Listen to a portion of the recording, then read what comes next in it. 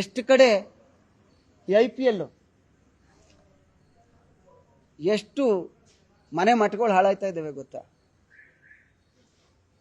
ಎಷ್ಟು ಜನ ಜೂಜು ಆಡಿ ಇನ್ನು ಯುವಕರು ಊರ್ ಬಿಟ್ಟು ಹೋಗ್ತಾ ಇದ್ದಾರೆ ಗೊತ್ತಾ? ಅದ್ರ ಕಡೆ ಕ್ರಮ ತಗೊಳ್ಳಿ.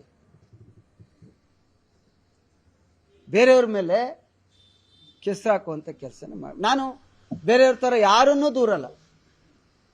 ಅನಿರೀಕ್ಷಿತ ಘಟನೆ ಆಗಿದೆ. ಮೊನ್ನೆ ಜಿಲ್ಲಾಧಿಕಾರಿಗಳ ಇದರಲ್ಲಿ ಯಾವುದೋ ತನಿಖೆ, ಯಾರು ಜಗದೀಶ್ ಅವರು, ಅವ್ರ ಮೇಲೆ ತನಿಖೆ ಮಾಡ್ತೀರಿ, ಅವ್ರನ್ನ ನೇತೃತ್ವ ಮಾಡ್ತೀರಿ. ಮತ್ತೆ ನೆನ್ನೆ ಆಲೆ ಒಂದು ಆದೇಶ ಮಾಡ್ತೀರಿ ಇನ್ನೊಬ್ರು ನ್ಯಾಯಾಧೀಶರು ನೇತೃತ್ವದಲ್ಲಿ ಅಂತ. ಯಾಕೆ ನಿಮ್ಮಲ್ಲಿ ಗೊಂದಲ?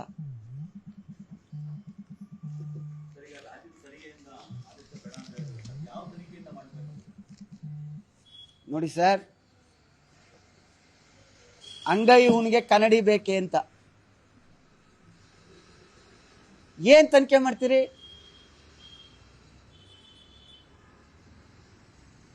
ರಾಜ್ಯ ಸರ್ಕಾರದ ಬೇಜವಾಬ್ದಾರಿ ಎಲ್ರಿಗೂ ಗೊತ್ತದೆ. ನಾವೇನು ಹೇಳಲ್ಲ, ನೀವೇನು ಉದ್ದೇಶಪೂರ್ವಕ ಮಾಡಿದ್ರಿ ಅಂತ. ಸ್ವಲ್ಪ ಮುಂಜಾಗ್ರತೆ ಕ್ರಮ ತಗೋಬೇಕಿತ್ತು. ಆದ್ರೆ ನೀವು ತನಿಖೆನೇ ಮಾಡಬೇಕು ಯಾರ್ಯಾರ್ದು ಲೋಪ ಅಂದ್ರೆ ಇಂಟೆಲಿಜೆನ್ಸ್ ಲೋಪ, ಇಂಟೆಲಿಜೆನ್ಸ್ ಹೆಡ್ CM,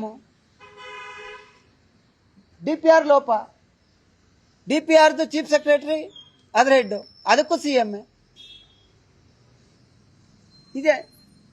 ಇದರಲ್ಲಿ ಸುಮ್ಮನೆ ಜನಕ್ಕೆ ಅದ್ರ ಬದಲು 10 ಲಕ್ಷ ಕೊಟ್ಟಿದ್ದೀರಲ್ಲ, ನೀವು ಎಷ್ಟು ಕೋಟಿಗಟ್ಟಲೆ ಕೊಟ್ಟರು ಅದಕ್ಕೆ ಸರಿಸಮ ಅಲ್ಲ.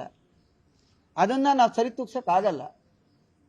ಅವ್ರ ಮನೆಗೆ ವಿಸಿಟ್ ಮಾಡಿ ಅವ್ರ ಕುಟುಂಬದ ಪರಿಸ್ಥಿತಿ ನೋಡಿ, ಅವರೇ ಆಧಾರ ಸ್ತಂಭ ಆದ್ರೆ ಅವ್ರಿಗೆ ಕೆಲಸ ಕೊಡ್ಬೇಕಾ, ಅವ್ರ ಕುಟುಂಬ ಜೀವನನ ನಿರ್ವಹಣೆ ಮಾಡಿಸ್ಬೇಕಾ, ಸರ್ಕಾರಿ ನೌಕರಿ ಕೊಡ್ಬೇಕಾ, ಅಥವಾ ಇನ್ನೊಂದಷ್ಟು ಪರಿಹಾರ ಜಾಸ್ತಿ ಕೊಡ್ಬೇಕಾ? ಈ ಕಡೆ ಗಮನ ಹರಿಸಿ. ಮುಂದಿನ ಕಾರ್ಯಕ್ರಮಗಳೆಲ್ಲಾರು ಸಭೆ ಮಾಡಿ ಸಮಾರಂಭ ಮಾಡಿ,